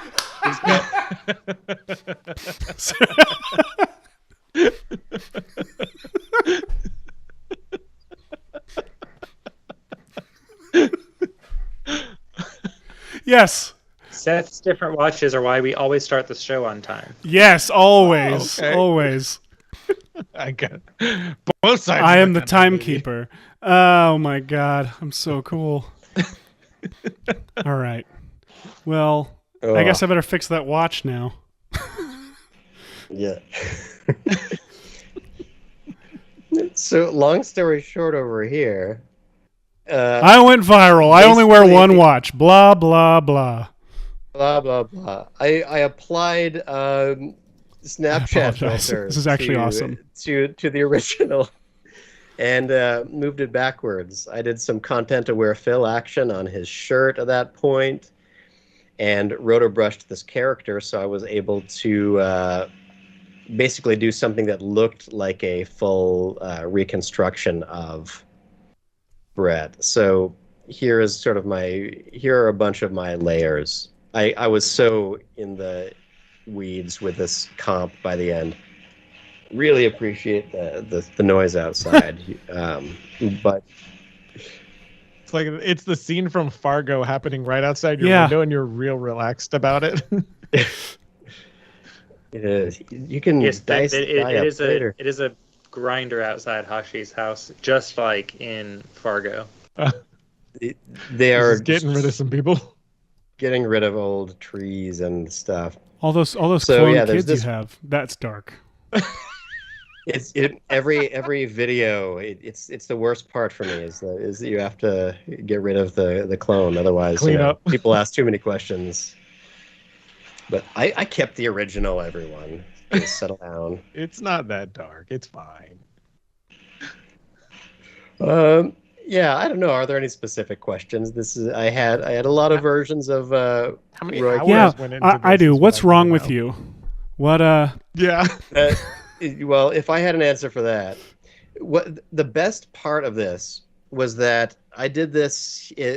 I try to wake up and get to my desk early if I want to do something stupid, because I am the exact if I opposite. can- That's so funny.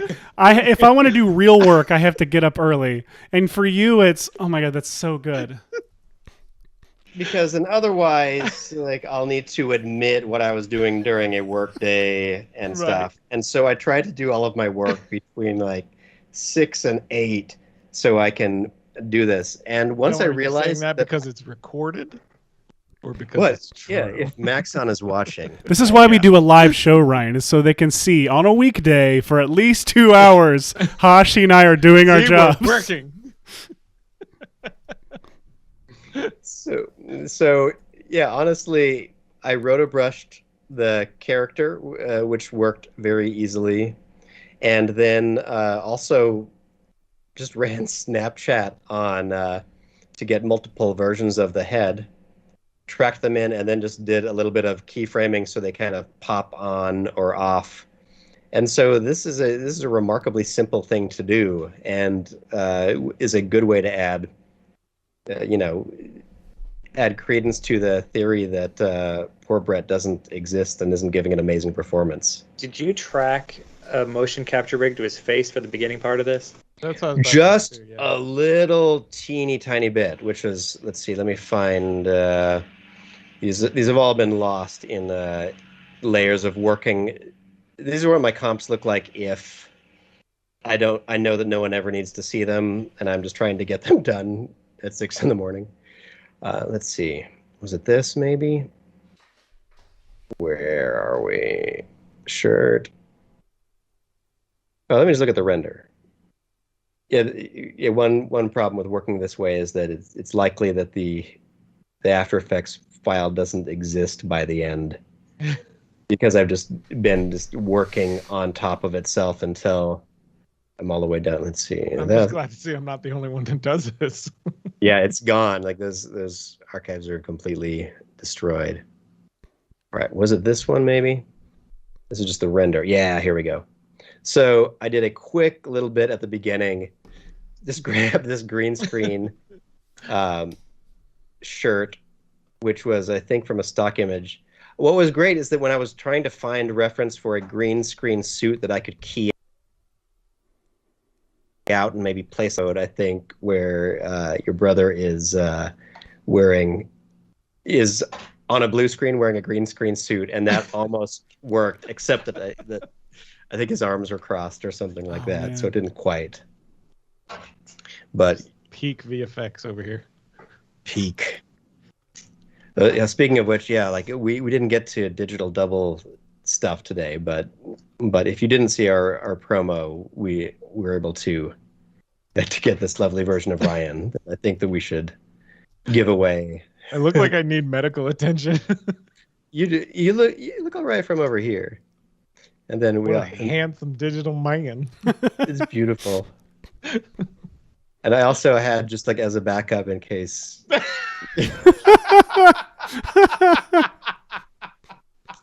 That was so shocking. He's always there, even digitally. He's always there. Can't shake the kid.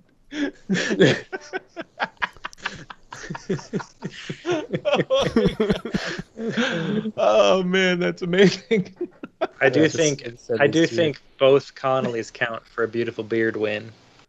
Hey, I'll take it. Yeah, you come from a long line of beautiful beards, right? Yeah, it's just facial hair it's a parents, long, like your mom and your luxurious dad. Yeah, long luxurious line. Mm-hmm. Yeah, we pour bourbon on our faces.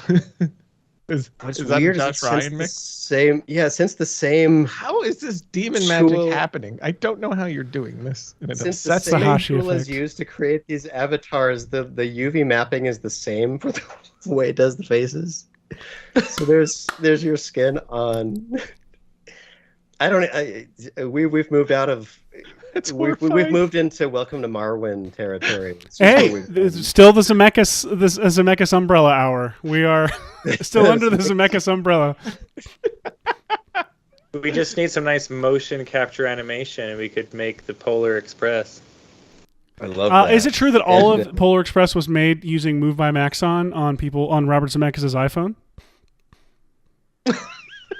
Yes. There's no one here to tell us otherwise. Michael's here. Michael knows everything. For those who don't know, Wait. Let me see. Wait. Do we have the three of you, Seth? Let me see if I can. Just 1 second. Get him on the. Oh yeah. Hold on. Let's. Can we get Mr. Zemeckis on the phone? Hi, Bob. Oh, Bob. Oh, thank you for being here. Oh, Bob, you sound like Hashi when your brain talks. Yeah, was that funny? I see you trying to hold that laugh in. Bob, you're happy to be here. Just admit it. Ryan, I don't think I can reach him. Can you? Nope, I can't. That's me. Ow, God. Wait. sorry. Give us a kiss, Bob. He's not amused. No, wait. Hashi, wait. Why is he so tight? Let's see. Bob, lean in. Can you give Ryan a kiss? Oh, God! There he is. Oh. It's happening. Wait, he wants me. Oh, Bob. Yeah, get off. Wait. Where are you going, Bob? Where is he? Bob. Yeah. Bob. Typical Bob. Bob. What a tease. He's constantly trying to sit This on my is lap. this is, by the way, when our bosses are going to tune in. Is right now while we are making out with Bob Zemeckis. Hey, I'm just back from a walk to the restroom. Did anything happen? Absolutely nothing. Done. If the lawyers call, Perfect. Nothing happened. You were here the whole time. Intimacy with Bob Zemeckis. That's what happened. Damn it, Ryan. What? I'm proud of it. This is a pinnacle point God, in I my don't life. even remember what I was doing here. Let's see. I do. Oh. So I realized I was trying to recolor the watch. Screw that. I'm just going to replace the watch. Like, I'm just going to put a new watch on top of it. Why did we think of that? Recolor So the watch. I just took a picture of my Apple Watch, the one that is supposed to be, and yeah. Now I am disappointed that I didn't switch the watches. Like I should have thought to switch the watches. Always switch the watches. That's what my dad said growing up, and Always I never switch. understood it until now. Seth, is it because you wear the Apple Watch because you want something useful, and then you wear that other watch because you want something retro? Is that My what's other going on my with other you? watch is to plug. I'm not sponsored by these guys. I don't know them at all. Like they're friends of friends, but Invisible Creature is one of my favorite design brands out there. It's Don Clark and I forget Don's brother. It's the two brothers. They design like decades of album covers, like Foo Fighters album covers and all this stuff. And they also do a lot of illustration work now for like Target and for a whole bunch of folks. And their logo is like a mummy with one eye, and it's the coolest thing ever. And they just released watches with like I don't have it on right now, but if only I had video that I could show what it looked like. But it's really cool. It's not a good shot of it, but it's like the mummy with. They come in different colors. And so I want the data with the Apple Watch because I'm so healthy and I'm constantly doing fitness, and I wanted the cool Same other watch. Yeah, that's what I do during the day when I'm home alone. When I'm home by myself. Hashi, where did you get? Is that scan Polycam?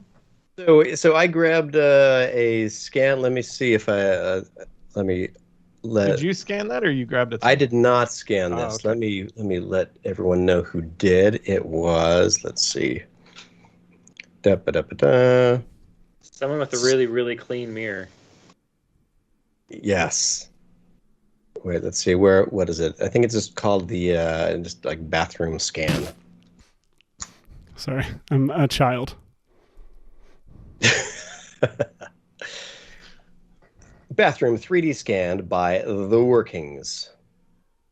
So thank you very much. Thank you for your bathroom scan. Lovely little model. And I've brought it into Cinema 4D here. And for my display options, I went up here. I didn't know this before, actually, was that I just turned on the backface culling so I wouldn't have to see all of the room. I could just view it the way you imagine. So you can see through the back of the normals there. Hey, when you guys feel, when you guys like hear a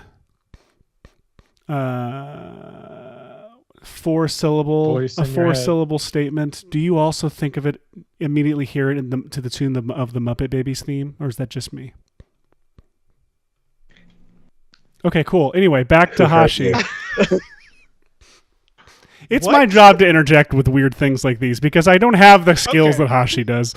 But I want an explanation. Okay, he said. Okay, the four syllables. He said back of the culling or something like that. He said something that was like 4 syllables. Backface culling, and so my brain immediately went backface culling. They make our dreams come true. That's immediately where my brain went. And I was curious if anyone else has something like that. Now it will be. Good. Thanks to you. You're welcome. I'm sorry, everyone. Seth, Stu suggests replacing everything except the watch. That's what I'm doing at this point. God. And Ryan, if you were to, have you seen The Eternals? And if so, how would you recreate the laser eyes that are in The Eternals? The game hacker is asking about it in the chat. He says lasers are like the basic After Effects stuff, but it looks different in that particular. I don't think anyone's seen The Eternals. We've all seen the trailer. Yeah, I've seen the trailer. We're actually gonna do an episode on that. We're messing around with that right now. On Film Riot?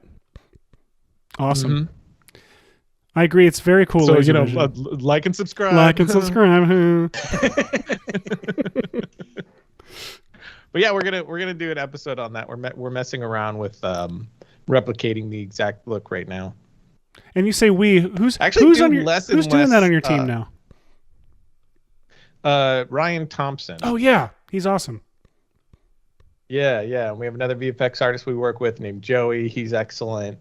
So I pop in from time to time to do stuff, like we did like a big VFX gun thing that I did in Cinema 4D. But I do, less. You've been doing a VFX lot of Cinema 4D lately in your personal time.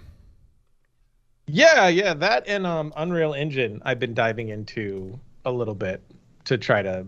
It is like the one avenue that I really didn't know enough to be able to direct. Like I couldn't do any of it professionally, but just know enough to be able to direct it. So I've been diving into that more. Plus, there's a bunch of stuff we want to do with Unreal Engine. I think Unreal Engine is really cool as far as like pre-production type stuff as well. But yeah, C4D has been like a really fun sort of end of the night, like decompress sort of thing. Just make something randomly. So I've been messing around with that a lot. That is one of the big strengths of Cinema 4D for me. Like it is just something that is so much fun to play with. Like a lot of 3D software is like a struggle to learn, or I want to get it. But Cinema 4D, it's just fun to play with.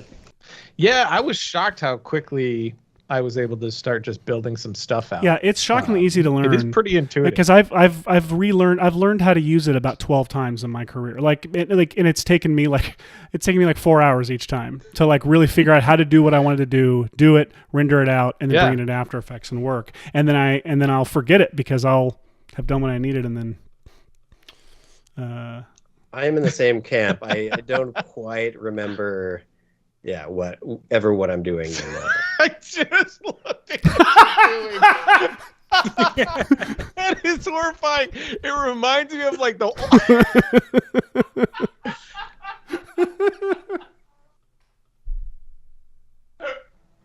Oh my god, that's so off-putting. It reminds me of the old, like, remember GoldenEye 007? Yes, that's 100% what it looks like. Is the big head mode. Yeah. Now you just go, oh man, we need like paintball guns now. Okay, we got to figure out an Unreal Engine game featuring. Oh my gosh. I was not paying attention to what you had on your screen at all. I'm just talking to Seth, and then there you have it. So, for the sake of simplicity, I just duplicated 2 copies of this bathroom scan. God. Oh, that's like what they did in Terminator 2 when she's working on the robot's head. There's her twin is in one room and she's in the main room. Arnold is one room and the dummy head's in the other. Yeah, but it looks like a mirror because they have identical sets on both absolutely. sides. That's also Mission Impossible. I think Rogue Nation has a shot where they're taking a mask off of Simon Pegg or something and adding, but they have like the foreground person. There's like whoever's back is to the camera is a stand-in. Whoever's on the other side is, it's super crazy and smart. Yeah, there's a great shot from a Zack Snyder film, which name is escaping me, where they move through one side of the room to the other with that exact It's shot. a huge flex. Yeah. It's well pulled off, too. Really, really good. Man, what is the name of that film? Oh, man. Wasn't the Owls of Ga'Hoole? No. Yeah. It's with the... They're actioner. It's these girls that are in like Sucker Punch hospital or something. Sucker Punch. Sucker Punch. Yeah, Great mirror shot. Yeah. I think that someone has a great compilation discussion of mirror shots. Maybe I don't remember. It's probably Corridor. I don't know. Probably, yeah. Corridor. So Corridor. We I love like Corridor. how- I don't know why we're One or crapping on more. them. I like how huge our top half is, but like I imagine our bottom half is that of like a 4-year-old because of how small we are. It's like in Deadpool 2 where he's regrowing his legs. You know what I mean? Oh my gosh. Let's see. What do we need? Let me see if I can find something. We gotta have. My God, if you can make that happen. Boy. Hey, look, my watch is black now. I'm now just gotta do something about the red underneath it on a few frames, but I have a black watch at least over my red watch now. Hey, look at that. I'm glad that you spent half the show worrying about that watch that no one cared about. You kind of. My wife texted me about it. I had to do it at that point. Oh yeah, no, sorry, the my bad. details that Yeah, matter. wife suggestions, yeah, for sure. Fantastic. Happy wife, happy life. I still There's not such a catchy phrase when you've got a husband. Happy husband, happy. husband. You gotta figure that one out. Happy husband.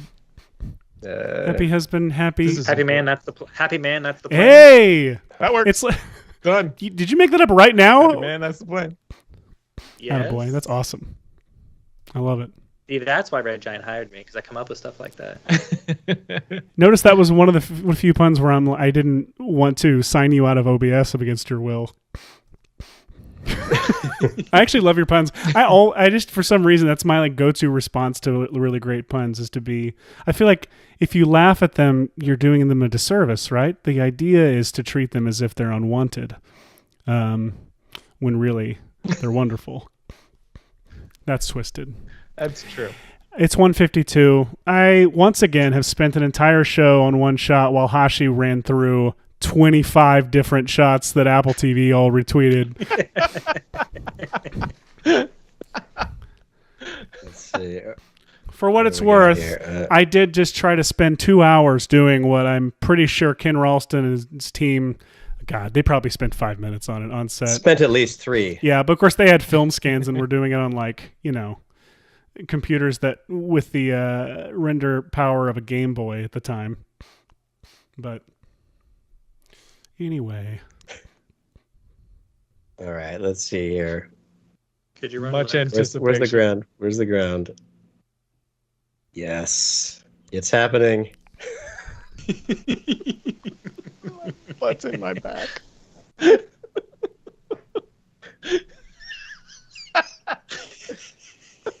Good God. What do It's so horrifying. so? Also, yeah, no shade, but they are the figures are labeled Ryan and not Ryan.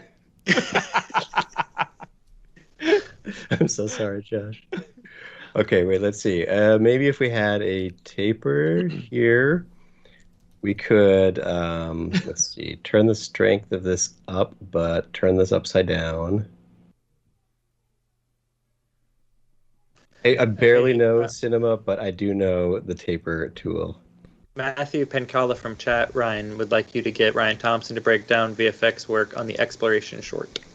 I think he does have a breakdown video for it on his channel, where at least he There you shows go. before and afters. There I don't you think go, he does man. any tutorials on them, but I can poke him on that for sure. Oh my God. It's so weird. And I like that there's no arms either. It's just shoulders to butt. Yeah, what is that? That's actually something that exists, like, not in real life, but in movie lore. Oh my God, it's fun. It's actually kind of funny when it has that like muffin top shoulder deal. Josh is a muffin top at this point. The Muffin Man. This is your new horror film called The Muffin Man. And the trailer is just like a child singing, "Do you know the Muffin Man?"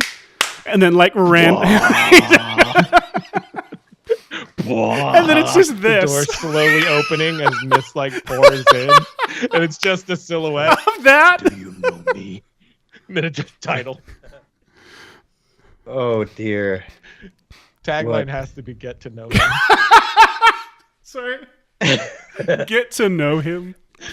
That reminds me of when Inside Out came out, the Pixar's Inside Out, and they had posters up with character posters where like it would have a different character on each one of them, like joy and anger or whatever, and it would always say Disney Pictures invites you to meet whatever. And my favorite was there's a big one by a bus stop near my house that said Walt Disney Pictures invites you to meet sadness. That's why they kill parents in every movie. Yes, it is.